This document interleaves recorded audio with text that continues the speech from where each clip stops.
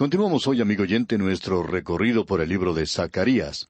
Volvemos al capítulo 13 de este libro, y como usted ya se habrá dado cuenta, amigo oyente, estamos siguiendo aquí un programa. Hemos visto que esa expresión «en aquel tiempo» es la forma en que comienza este capítulo 13, y es una continuación del capítulo 12 en realidad. Y nos da un informe progresivo de la profecía de lo que tiene lugar en aquel día. Comenzó con la gran tribulación, la aparición del hombre de pecado, el pastor inútil. Este en realidad traerá consigo el período de la gran tribulación, porque es un dictador mundial, y promete paz, pero no es capaz de darla. Porque solo el Señor Jesucristo puede hacer eso, como vimos ya en nuestro programa anterior. Y ahora, en aquel tiempo, se refiere a aquel día. Y estamos hablando aquí de la segunda venida de Cristo, cuando habrá un manantial abierto para la casa de David y para los habitantes de Jerusalén, para la purificación del pecado y de la inmundicia. Es decir, este es aquel que fue traspasado. En el capítulo 12, versículo 10 leímos, «Y mirarán a mí a quien traspasaron. Él es aquel que murió. Y en la primera venida ellos le rechazaron, ellos no le esperaban». Esto fue algo muy cierto que ocurrió entonces. Luego, continuando en este capítulo 13, podemos ver que el versículo 2 comienza diciendo, «Y en aquel día». Y eso se está volviendo ya un poco monótono, como dijimos en nuestro programa anterior. Y el versículo 2 dice entonces, «Y en aquel día, dice Jehová de los ejércitos, quitaré de la tierra los nombres de las imágenes, y nunca más serán recordados. Y también haré cortar de la tierra a los profetas y al espíritu de inmundicia».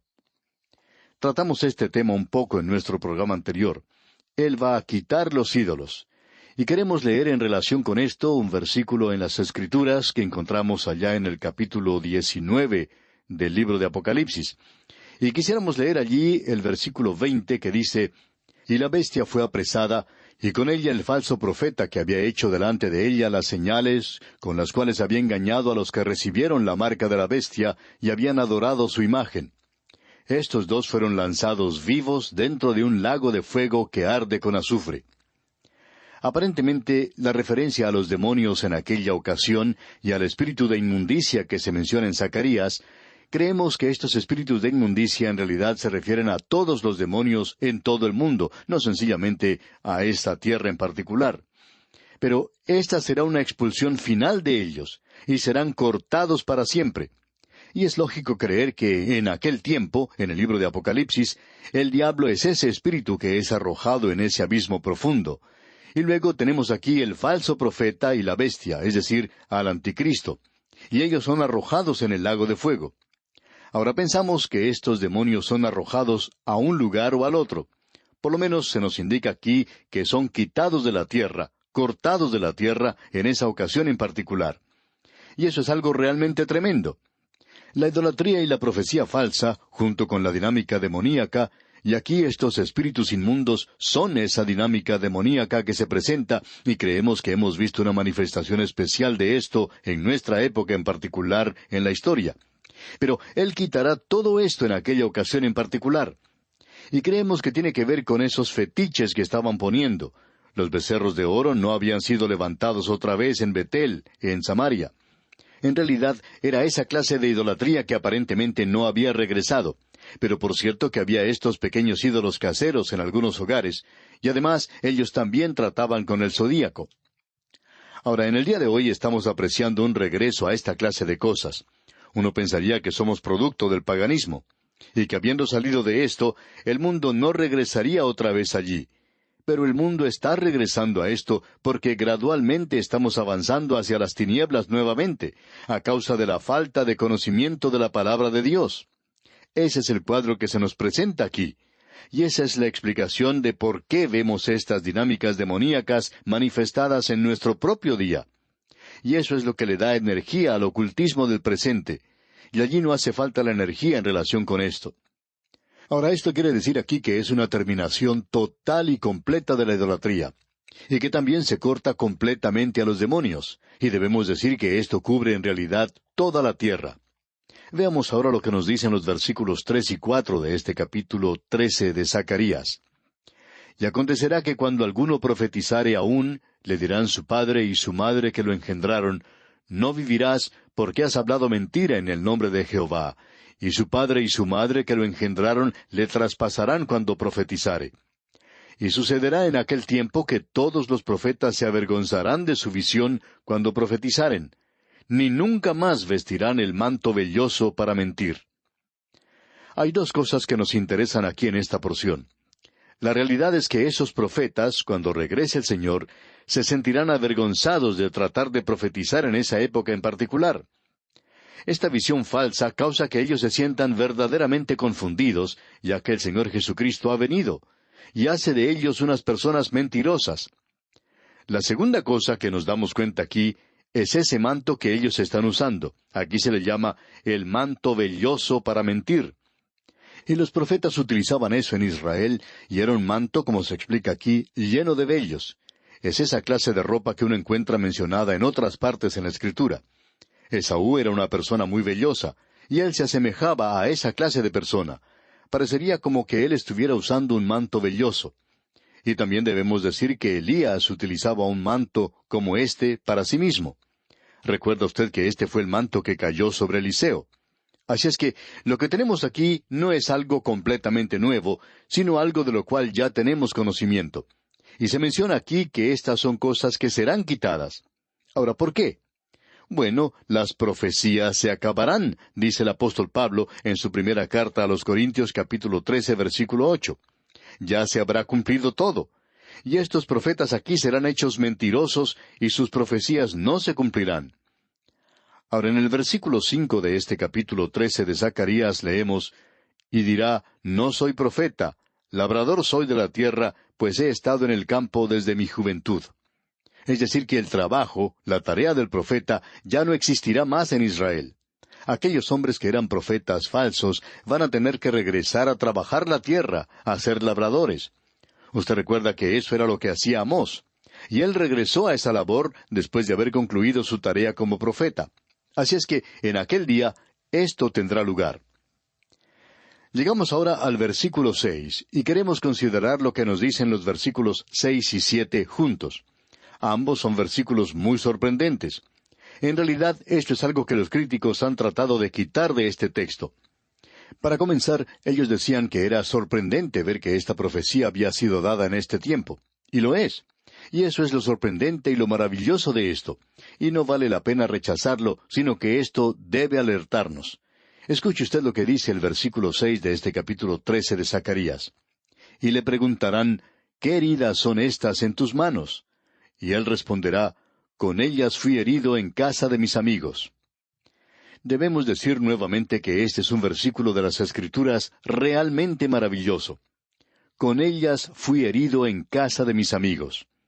Este versículo ha sido traducido por algunos críticos muy eruditos como fui herido en casa de los que me amaban. Bueno, ellos no le amaban a él en la primera venida, ellos le aborrecían de veras. Y él dijo que le aborrecían a él sin causa. Bueno, él viene a sus amigos, aquellos de los cuales escribe Juan diciendo, a lo suyo vino, y los suyos no le recibieron. Mas a todos los que le recibieron, a los que creen en su nombre, les dio potestad de ser hechos hijos de Dios. Bueno, cuando el Espíritu es derramado, ellos le recibirán, cuando Él venga por segunda vez. Es decir, que el remanente va a recibirle. Y ellos se preguntarán, ¿qué heridas son estas en tus manos? Entonces Él responderá que allí ha sido herido antes, cuando Él vino la primera vez. Ahora veamos lo que dice el versículo 7 de este capítulo 13 de Zacarías. Levántate, oh espada, contra el pastor y contra el hombre compañero mío, dice Jehová de los ejércitos. Hiere al pastor, y serán dispersadas las ovejas, y haré volver mi mano contra los pequeñitos. Esto se refiere al tiempo cuando él fue herido. De hecho, él citó este versículo cuando estuvo aquí en la tierra. Ya vamos a ver esto. Ahora debemos decir que esta porción de las Escrituras es muy destacada. Y por supuesto que la identificamos inmediatamente con lo que dice allá el versículo 10 del capítulo 12 de Zacarías, donde leemos, y derramaré sobre la casa de David y sobre los moradores de Jerusalén espíritu de gracia y de oración, y mirarán a mí, a quien traspasaron, y llorarán como se llora por hijo unigénito. En algunos cantos se le llama a él el extraño de Galilea. Bueno, amigo oyente, no sabemos en cuanto a usted, pero a nosotros en realidad no nos gusta un canto así. Él no es ningún extraño en Galilea para aquellos que le conocían. Él no es el extraño de Galilea. Y aunque Él venga a su propio pueblo la segunda vez, Él no será el extraño de Galilea. La primera vez que vino, Él era el extraño de Galilea para su propio pueblo, pero no para aquellas personas que le conocen, y naturalmente nosotros opinamos que los creyentes no deberían cantar ese cántico del extraño de Galilea, ya que el conocerle a Él es vida eterna. El apóstol Pablo decía que esa era la ambición que él tenía cuando se acercaba al fin de su vida. Él dijo, a fin de conocerle y el poder de su resurrección y la participación de sus padecimientos. Ahora, cuando él vino por primera vez, ellos no le conocieron.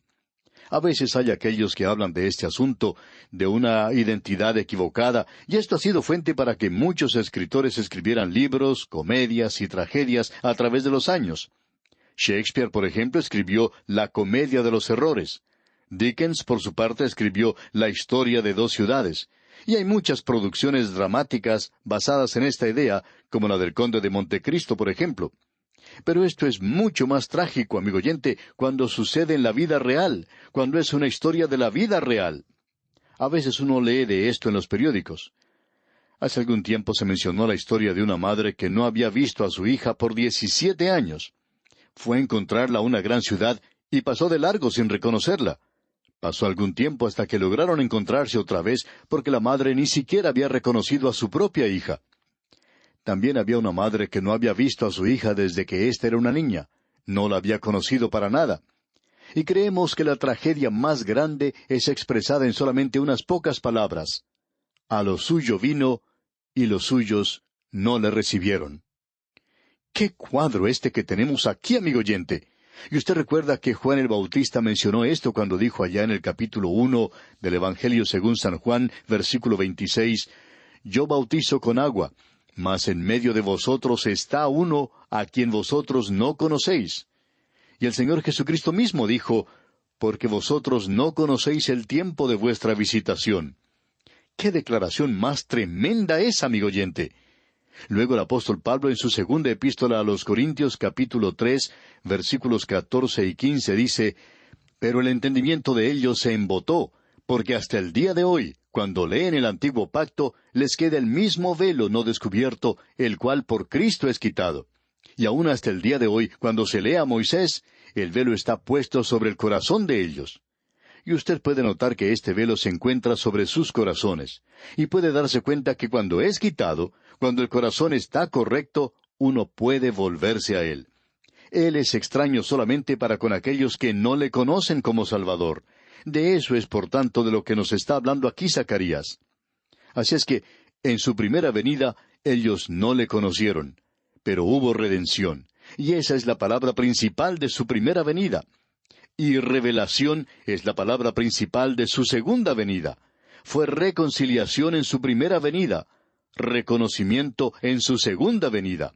Fue coronación en su primera venida, identificación en su segunda venida.